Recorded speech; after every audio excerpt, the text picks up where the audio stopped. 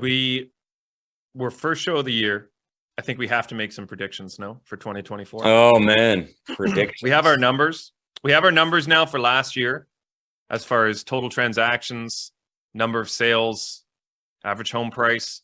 So we'll keep it simple. I'm catching you guys off guard here, but kind of fun. So let's go increase, same as last year. Number of transactions, percentage increase or decrease in values. I'll go first. I think nothing is going to change as of now. I think the prices and the amount of sales is going to be exactly the same as last year.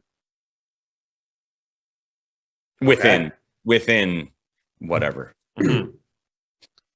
I think we'll see it from a price standpoint in Ottawa. I think it'll be the typical 5% increase in overall average. And I think the number of transactions will be the prototypical number of transactions. I think it'll be slower to start, but then fast and furious the latter half of the year. And I think the average is around 17 or 18,000 transactions. I think is the last year was just under 12. Yeah, I think it'll be slow and then come in. I think it'll be a busy summer and fall and leading into Christmas or the latter half of the year. And I think we'll come in on that average. Okay, well, I'm gonna jump on ship with you guys. I'm gonna say somewhere in the middle of last year and the average. So I'm gonna say 16,000 transactions and price increase. I like 5%. I'm gonna say nice, easy, slow, gradual increase, which isn't that slow, but 5%. 5% increase in values. So Greg's coming in the negative Nancy. Yeah. Paul and I are coming in positive. For who are you coming in positive for? Now, here's a question. I do agree. Question for the listeners. What do you think? What let's do hear you it in the think, comments. listeners? What do you think? Yeah. But I agree that, just like last year when the rates changed, the summer was, summer's usually a little bit slower, but summer was shit last year.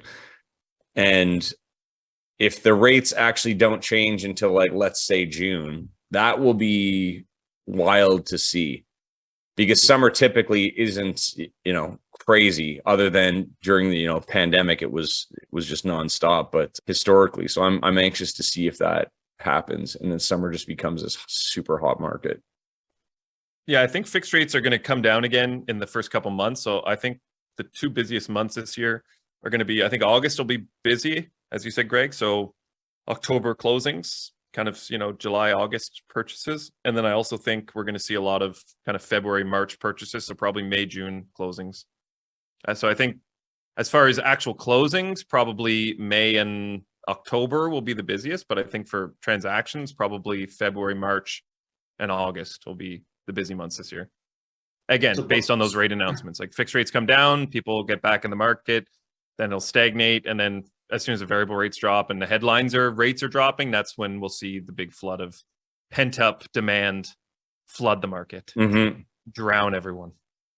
Yeah, because I haven't seen any headlines or articles talking about the fact that fixed rates have come down, even for the big banks. There hasn't been that positive news that they've come down, basically a full percent in the last few months.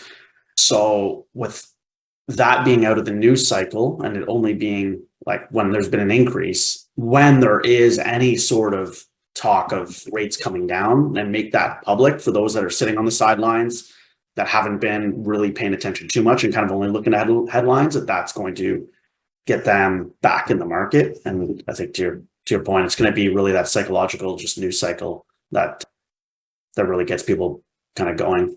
Gets the people going. Thanks for tuning in, everyone. We hope you enjoyed today's episode. Please remember to like, share, comment, and subscribe, because we'd really like that.